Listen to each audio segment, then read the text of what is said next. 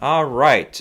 Critics' Choice just ended here a couple minutes ago, and I think they were a little drunk tonight or something. There was when we got later into the night, outside of a couple categories, there were just weird choices for some of these categories, and I kind of don't know what to think off the top of my head here.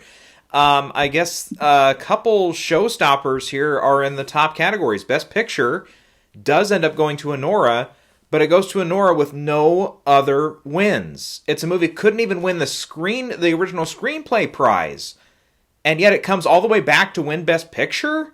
What kind of what's going on there?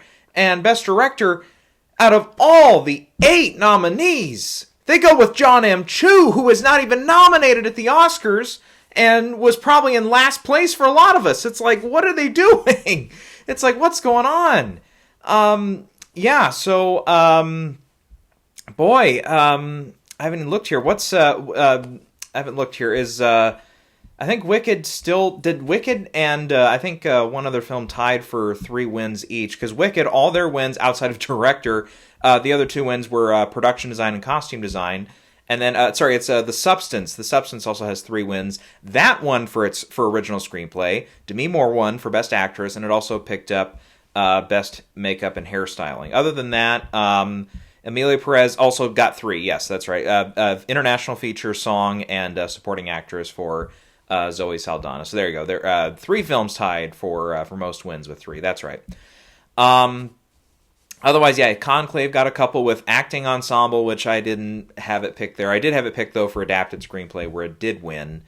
Yeah, let's go through these here really quick. So first of all, let's talk about the picture win for Nora. What does this mean? Well, first of all, it means that this was a very, very... I think I said it in the other video there the other day. Critics' Choice, they're not afraid to divvy up, the wins across the place. They'll kind of sprinkle a little love here and there. Almost every major contender took home something tonight. I'd say probably Complete Unknown being the odd person out. That's really the only one that had multiple nominees and stuff that didn't get a major win. But it wasn't. I don't think it was as well loved here as it was, say, at BAFTA, the Oscars, obviously, where both places ended up with more nominations. It's also like SAG. It got 4 nominations at SAG. So they liked it a lot better. It's been more of an industry movie versus a critics movie. So for those of you that picked Timothée to win Best Actor, yeah, this was a spot I think he was going to struggle at. But yeah, I didn't even see. I don't think he was even there tonight. But which is neither here nor there. But yeah, Honora, all of a sudden, when it lost screenplay, I was like, oh, I'm like, it's getting shut out. I'm like, just like the Golden Globes, it's going to get shut out. And then out of nowhere, it wins Best Picture with no other support. I was like, what? I mean, I can't think. I'd have to look here. I don't think through the history of the Critics' Choice, has that ever happened before? I can't even fathom that's happened before. And with the preferential ballot, I know some people have been thinking, is something like that possible now at the Oscars? Because obviously a lot of Oscar historians will go back. They'll say, go back to 1932, go back to Grand Hotel, when you had a movie that won Best Picture and nothing else. And there were a couple of people, I remember, a couple of major critics and prognosticators on Gold Derby in 2020, or I guess technically 2021, later into the year there when they finally did the Oscars in like April or whatever it was. There were a couple that said Trial of the Chicago 7 actually has a chance to lose everything but still be popular enough and get enough votes on that preferential ballot to win Best Picture. It didn't quite happen. But, boy, could Honora possibly repeat this at the Oscars? Well, first of all, let's not forget Critics' Choice. Not only does this have 0 overlap Oscar voters to the voters here, but it's also a totally different system with that preferential ballot. Now, I'll be fair here, because I had Honora as kind of a close second, but I was thinking it could win possibly Best Actress. It did not. It was probably the favorite to win screenplay, original screenplay. It did not. So after you lose both those, I'm like, okay, then it's not going to rebound and win. It just rebounded and won Best Picture. What? So I don't know, man. that's going to be a tricky feat at the Oscars to pull this exact same stunt because of the preferential ballot thing. Now, the other thing too that I'm worried about with Honora, okay, Mikey Madison, at one point was a front runner to win. I picked her very early on in the season to win Best Actress. Right now, Demi Moore has continued to pick up steam with a win here tonight. The thing we'll have to see, because I can see that movie, The Substance and everything, the popularity, or just the number of votes it had at BAFTA. I think she can still win there. I don't think it's going to be as dominant, possibly a win, as some of these other ones, as we could presume. Because The Substance tonight, also winning for screenplay, also winning for makeup, did show that critics did generally like the movie in other places. It wasn't just all love for Demi Moore. And with that, Mikey, I think she still has a chance to win at SAG, because The Substance is not up for ensemble. Honora is. So typically, not typically, case by case, through the years you can point to, this one, all these performances that win without ensemble. But having that ensemble nomination really does help. Outside of a few cases here and there, it's I can think of some. Off the top of my head, I can remember Emma Stone winning for Best Actress without an ensemble nomination for La La Land. Let's see, didn't we just see one here a couple years ago? In the lead categories. I'll probably do some more diving on that before we get to the SAG Awards, which is going to be the last weekend of the month this year. So we've got some time to think about it. But she could, I don't know. The thing is, too, your SAG winner is so late in the year this year that by the time the Oscars happen, it's the next weekend, and Oscar voting will have already closed. So your SAG winner actually doesn't necessarily mean that more support is going to going forward, obviously, to that contender. Obviously, all the votes are already in. So if anything, it just might shed a little more light in close races. Let's say, because there's no other televised awards till we get to BAFTA. If Mikey wins BAFTA and then wins SAG, okay, then we can kind of lean toward that probably being the winner, because those are both industry awards. They both carry over significant chunks of voters into the Academy. That is a little more telling than winning the Critics' Choice and Globes, both of which carry 0 Oscar voters. And I think, obviously, I'm not going to call for that just yet, because, obviously, The Substance is still nominated for Director, it's nominated for Picture, it's nominated for Screenplay, and a few other awards at the Oscars as well. It's not like Demi's movie missed or anything for that. Which, it would tend to, if that were to have happened, that would have helped Mikey's case a lot more. But anyways, that being said, it's kind of weird, because Honora, the rest of the year, I don't know if it's necessarily, the upset pick at BAFTA, but it could be. I think it's going to be close. Conclave is definitely one that might be more toward their leaning if you're not picking The Brutalist. So it's a close call right now for that, but I would, I don't know. It's nominated for SAG Ensemble. I don't think it's necessarily a front runner. I don't think it's, I don't know. It could possibly upset for Ensemble, but I don't, right now I don't get a lot of steam from that. We've got PGA and DGA both happening this weekend here. And DGA, I don't think so. Even though Brady Corbet lost tonight for the Brutalist for Best Director, which I've got some words on that here in a minute. We can presume he's going to win at DGA. So I don't think Sean Baker's a huge threat there. If he wins there, though, oh boy, then it's this whole entire race is just completely flipped on its head. And then, particularly for Best Director, then you're whoa, okay, hold on. That completely shifts the narrative. PGA, I was kind of thinking here when the nominees were announced and stuff, and then kind of leading up to the Oscar nominations, I'm maybe Conclave would fare better on a preferential ballot. It tends to be a movie that not a lot of groups have totally disliked. It's not a movie that we've seen a lot of backlash from the public or anything, unlike something like Emilia Perez. It's, it seems to be a movie that people generally like. Very few of them on a list of 10 films are probably going to put it 8, 9, 10 down toward those bottom 3 spots. A lot of them, if they're not putting it number one, they're probably putting it like 3, 4, 5, in that top 5 or whatever. So it's like, okay, typically, again, that's going to help you. Anora, I think, is also probably going to make that same argument. When you look at other movies like potentially The Brutalist, for example, that's one it's like, okay, we can see a lot of people putting it number one, the passionate people for the movie, but you can definitely see some people putting it 6, 7, 8, even 9 or 10 if they just check out of the movie. It's too long for them. They can't get into it. And then you could see something like The Substance kind of struggle in that way as well. Wicked, though, Wicked being a popular movie and everything, I could see Wicked actually on a PGA ballot, doing a lot better, because you'll have some people that put it 8, 9 that just aren't into it. They don't like the musicals. Maybe, again, runtime was a factor for them as well on the movie. But we will see. I think that Wicked still stands a little bit of a chance to upset at PGA, but I wouldn't necessarily, bet the farm on it for sure.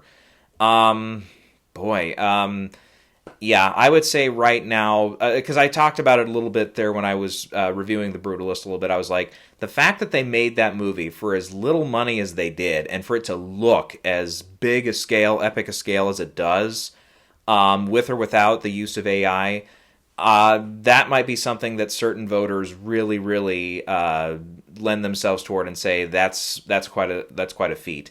So I would actually probably say that The Brutalist would be my pick for now, but it's tough. It's tough, man. That's kind of a thing there. And then what if, as some people have suggested, what if A Complete Unknown, with all the industry support, what if that movie does start to make a turn here? I mean, other than the film editing category at the Oscars, it got pretty much everything else it needed. It landed that director nomination, got the screenplay nomination, arguably overperformed with 3 acting nominations, still got like a costume design nomination too, so the tech category still liked it.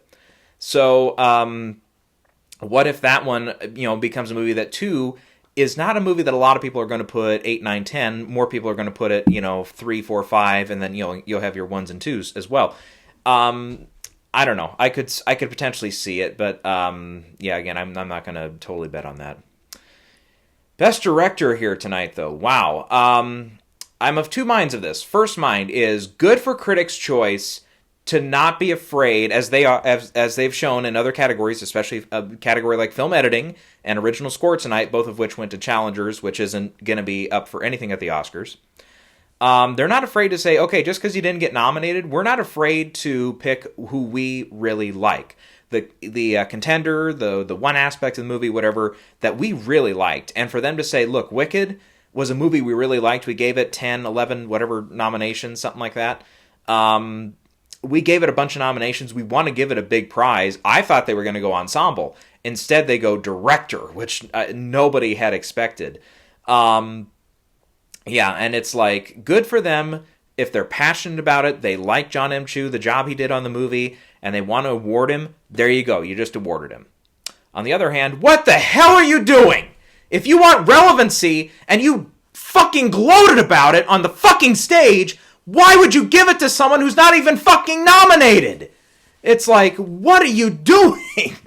I kind of say that more in jest, but it's like, what are you thinking giving it to someone who's not even nominated? That gives you no relevancy in that category, and now it breaks your streak. Because if you go back, if you don't count the tie of 2019 when both Bong Joon-ho and Sam Mendes won for director, you had a streak going that goes all the way back to 2016 for your best director winner there going on to win the Oscar. And now that is broken for your passion votes. Which again, I'm of two minds of it, because it's like, I support it, but at the same time I'm like, for your organization though, that's not really what you wanted to do. Just saying, on that aspect. Just that aspect alone. But, I commend him for having the guts to do it, to say, hey, this is who we like, and this is who we're going to pick, but, okay, you're not going to get that repeat win at the Oscar. I can guarantee you that. Let's see, let's go through the rest of the winners here. Best Actor, Adrien Brody for The Brutalist. This one I wasn't extremely worried about. I don't think, Timothée... I'll tell you what, Timothée, I think, actually does win at SAG. He's my pick to win at SAG. Adrien Brody, The Brutalist, very much underperformed at SAG, especially when you consider afterwards the performance it pulled at the Oscars, and relatively also a really good performance as far as number of nominations at BAFTA. That was just ended up being an oddball, like, okay, the actors just didn't love the movie, or at least didn't love it enough to nominate it for ensemble, or Felicity Jones, or Guy Pearce in the supporting roles. And yet, all three made it at the Oscars. So it's like, okay, just a little strange there. And I think with that, Timothée, he's in a movie that's up for ensemble. It's a movie that overperformed at SAG. I would say pick Timothée to win SAG. Again, because that is going to be so late in the season, though, if, let's say Adrien Brody does win at BAFTA, or if it's potentially even somebody like a Ralph Fiennes that wins at BAFTA, does that mean that, all the momentum that Timothée builds up with the SAG win, does that mean that carries over to the Oscars? I don't think so, no. Even though, yes, A Complete Unknown, again, did overperform at the Oscars, it's been doing well at the Guilds, it's been a well-seen movie and everything, unless Timothée really surprises and wins at BAFTA, I don't think that SAG win, if he potentially does win, really is going to help him that much. Because, again, obviously at that point, it might be a little moot because all the votes are going to be in. And I will remind us, too, Adrien Brody has been nominated by BAFTA just the one time, I believe. Yes, just the one time for The Pianist, and he did not win. So he's got a little bit of an IOU factor there, as he had pretty much everywhere else except the Oscars this year. So yeah, if he wins there, he wins at SAG, then obviously, yeah, we know it's going to be him, unless it's a historic upset. But I'm not going to predict that. Ralph Fiennes, also, when you look back in his history, he did win, I believe, BAFTAs for, if I remember correctly, he won for Schindler's List back in the day. He did, yes, that was, and he's been nominated more times at the BAFTAs, by the way, but. I mean, Conclave is so well liked over there, though. I would actually not be shocked if he still comes back and gets his second BAFTA over there, and just throws a little bit of a monkey wrench into the whole race. But the win tonight here for Adrien Brody, I don't think obviously it doesn't totally cement him yet, but it definitely shows that with this and the Globe win, he's closer to on track than he is from the other two big contenders in that category right now. We talked quite a bit about the Best Actress thing with, what else can Anora pick up if it happens to win Best Picture. Obviously, it picked up nothing. Again, reiterate, it picked up nothing else tonight, and yet still won for Best Picture. But with Mikey, I think again a SAG win does a lot, but a BAFTA win totally pushes her into the edge of, oh, okay, now you can actually do this. If Demi wins BAFTA, it kind of feels like game over at that point. And she can, again, with the voting being so late there at SAG, I would say with that, you've got like the narrative thing building up for her and everything. If she happens to lose SAG to Mikey late, because again, probably part of that being just, her movie's not up for ensemble and Mikey's film is, then she can kind of afford to lose SAG at that point. Again, it doesn't, it won't make you feel totally comfortable going into the Oscars. But with a BAFTA win, I think Demi almost puts the thing to bed where it's like, okay, that feels like a not quite an exclamation point, but certainly feels like to make a sports analogy, it feels like a slam dunk going up by 3 possessions with like 30 seconds to go or something. It feels like, you're getting into that late clock where it's like, yeah, she probably feels pretty good. Kieran Culkin won for supporting actor for Real Pain. I've heard some people talk a little bit about this. It was, again, Gold Derby put out a video with a lot of the experts. Some were worried that because tonight he is unavailable for any speeches and stuff because he's doing Broadway rehearsals. I forgot what the play was, but it's like a significant play, if I remember right, that he's going to be in. But actually, let me just look it up here because I need to see what he's doing. Glenn Ross. Yes, of course. Yes, that's right. They're doing a new rendition of that. I think with this tonight, I mean, obviously it doesn't, I don't think move the needle one way or the other. A speech tonight, I don't think would have already moved him any otherwise. I think he's fine. I just, the big problem, I think, for this category, if you're not, liking Kieran in the winner spot, there's not really a clear number 2 right now for who can upset him.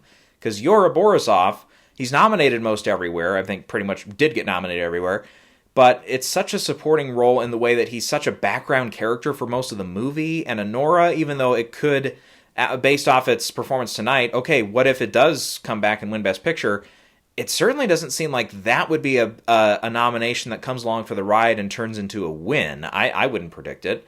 You've got Edward Norton, who's been nominated, obviously several times across a lot of the various award shows in A Complete Unknown. But again, A Complete Unknown, I think, would have to totally overperform at the Oscar winners' night, and it would have to take along Timothée. It would have to win picture. It'd have to win probably the sound category and maybe one other one other than Edward Norton for me to believe in that one. And you got Guy Pearce in The Brutalist. And The Brutalist, just based off its performance tonight, okay, it did pretty well at the Globes, picking up 3 wins. It couldn't even win Best Director tonight. That was like, okay, if you're Brady Corbett and you've seemingly gotten that category, maybe not on lockdown, but you're certainly in the front runner position, and you can't even win against a nominee who doesn't come back later at the Oscars, boy, that's not a great sign for The Brutalist. And Guy Pearce is also missing at SAG. He could potentially upset and win at BAFTA. I wouldn't totally be shocked if he does that. He's an Aussie, so that, it's not a direct correlation. It's not going to be exactly like we saw with 2022 when Banshees. Oh, God, I can't think of it. I'm seeing his face right now, but, there goes that dream, that guy. When he, Barry Keoghan, when he won at BAFTA, with that, he's got the roots right there, and obviously with Ke Quan and with Everything Everywhere All at Once, it wasn't really a beloved film at BAFTA. So, you don't have a direct correlation there comparing that to, say, Guy Pearce and The Brutalist. Brutalist, though, I think arguably is more of a European stylistic film, so it would, probably be favored to win there, but, and again, Kieran at that point, I can see he can afford to lose BAFTA. He has to win SAG, though. He has to show that he has some support there. If someone else upsets at SAG with Guy Pearce not nominated there, then Kieran is in trouble. But, the way the movie, even though, yes, A Real Pain is not up for Best Picture, which, some people have said that is another major concern, even if he's not, able to campaign every day because of his other commitments and stuff, the movie, as long as it's well enough seen and it's well enough liked by other actors and stuff, and then maybe a few other people in the Academy here and there, I think he can still totally win this thing though. And then Zoe Saldana for Emilia Perez was our winner in supporting actress, and yeah, you can. It's not again, don't put it to bed yet, but the whole idea of Emilia Perez going 0 for 13 at the Oscars now because of the big controversies around it and everything that's, happened in the last couple weeks. I'm sorry, it's not going 0 for 13. It's probably not going 0 for 13. Zoe, I think, is probably going to be one of the bright spots of the movie campaign going forward. You can totally see that one, that performance coming through and everything. And again, SAG is going to be a big determiner. Again, I would probably be more pressed to say someone like an Ariana Grande has a better shot at SAG if Emilia Perez had missed for ensemble. It did not. And Zoe, I think we talked about it last time, working in the industry as long as she has, being parts of big and small franchises, television shows and everything. I just don't think that there's enough naysay against her for being part of the movie yet that I've seen that makes me say that she's vulnerable here. And a win tonight by Ariana Grande would have been a sign that, okay, maybe there is a little bit of buyer's remorse on Emilia Perez and stuff from everything. And obviously, again, a lot of the stuff that was happening here, how much of that was happening during Critics' Choice voting, I'm not sure.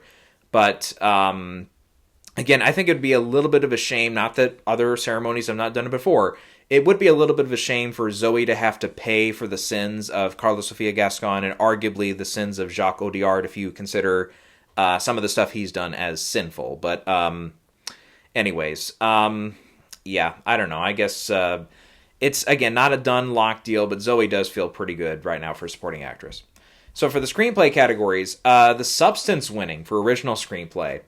I'd kind of talked a little bit on and off, and I haven't predicted it yet, but it's like, it is the most original of the movies there the most original movie in that category, so to speak, with everything. It's reminiscent of Get Out, it feels like, which did end up winning for original screenplay.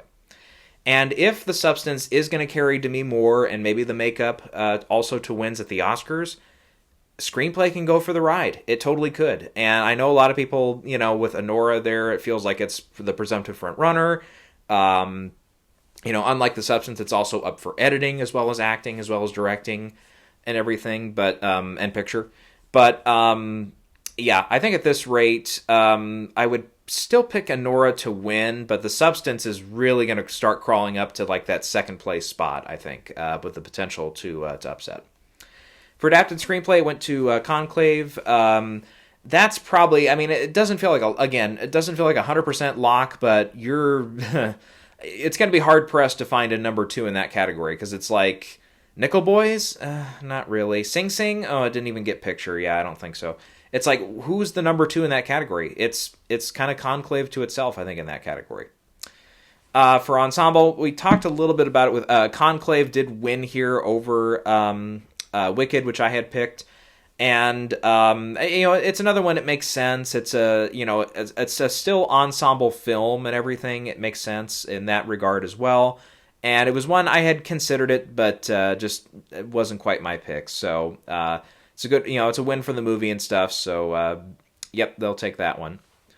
Then in the tech categories, a few upsets here. Cinematography going to Nosferatu. Interesting. Very interesting. Again, this is another spot where you'd think, okay, The Brutalist probably has a good shot to win here, right? No, they like Nosferatu. So again, good. I'll commend the critics that if they have a pick that they're passionate about, they'll go with it. So like John M. Chu and director, there you go. Nosferatu winning for cinematography. I got this one right, though, for best editing, which was Challengers. Again, that is just a category that for whatever reason, the critics really like to go their own way, and it's kind of an anti-vote when it's someone they really like in that category who does not get nominated at the Oscars. So that one I got correct.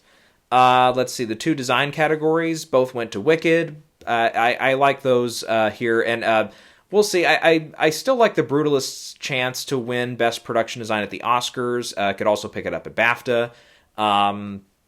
But yeah, costume design, I think that's Wicked all the way. I don't really see a clear number 2 in that category either. To the music categories now, Best Score went to Challengers. Again, another spot where they were passionate about the movie. And Challengers, again, this and the Globes were like the 2 spots where Challengers did the best during the awards run here as far as the televised awards. So, yep. And I had picked The Brutalist to win here as well, but just not a great night for The Brutalist. Even though it's amongst the highest rated films of the year and stuff, critics-wise, doesn't always translate. Does not always translate. For Best Song, this went to El Mal from Emilia Perez. Yep, we had this one right.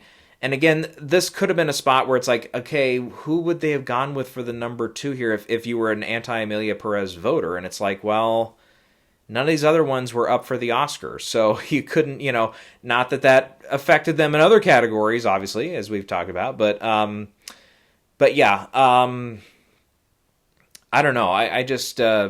I don't know what else could win at the Oscars right now, and there's not going to be. This isn't a category we see repeated until the Oscars, so it's going to be quiet for a while here. But yeah, I can still see El Mal winning for that. Makeup we talked about, that went to The Substance, so that was when we had correct. And even though I think Wicked, still has a shot to just win that one if they're just kind of name checking it off in these tech categories.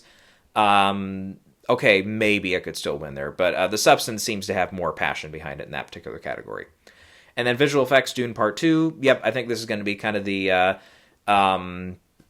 complimentary prize for Dune Part 2 the rest of the year. It's probably not going to win too many other major categories. Maybe at BAFTA it'll fare a little better in some of these tech categories. But yeah, I think for now, you'd go with Dune Part 2 there. We didn't animated feature. We didn't talk about. That's Wild Robot. Yep, this was a kind of a win to help get the movie back on track after winning or after losing at the Golden Globes rather to Flow. And I think Flow, if it had won here, then we can kind of see an argument that okay, outside of the Annie Awards, which did not give Flow the one of the top nominations there, outside of that, and then didn't it remind myself here? Didn't it also miss at BAFTA? for the animated prize, or no, it missed the international feature category. That's what it was. This Flo could still win a BAFTA. I wouldn't be totally shocked if it happens. Wild Robot, I'll have to remind myself here, did Wild Robot get a lot of other love from BAFTA? I think it only got the one category, didn't it? Oh no, the score got in. So that has multiple nominations. Flow, technically it has, I guess, one other award for like best children's entertainment or something, but it's like that's not gonna carry over. Obviously, that's not like a huge major prize at BAFTA. Yeah, so I wouldn't be shocked if Flo does win there, but the Wild Robot again has multiple nominations at the Oscars. That's something that movies like Spider-Man last year, the sequel to Spider-Man, Across the Spider-Verse, did not have. So we'll see. And then for international film or foreign language film as it's titled here, Emilia Perez did win here. Yep. I will tell you what, I'm still thinking I'm Still Here has a shot to win at the Oscars over Emilia Perez in this category. A win here tonight by I'm Still Here would have been like okay, that turn is actually happening. But again, how much of this stuff was happening, during voting for Critics' Choice it's a little bit of an unknown factor, how many votes were in before a lot of that stuff started catching steam and everything. So, yeah. I guess I don't know. I was, what did I total myself at? 13 out of 19. So, yeah, I missed picture, I missed director, I missed ensemble, I missed one of the two screenplay categories, I missed cinematography and score, and I think that was it. Yeah, yep, those 6. So overall, a better performance for me than I did against than I did at the Golden Globes. But man, yeah, there's still the director win by John M. Chu. It was kind of a jaw drop moment for me. And it's like, what? I was very mixed on it. But at the same time, yes, I do commend them for, if they're passionate about it, go ahead and vote for it. But, yeah.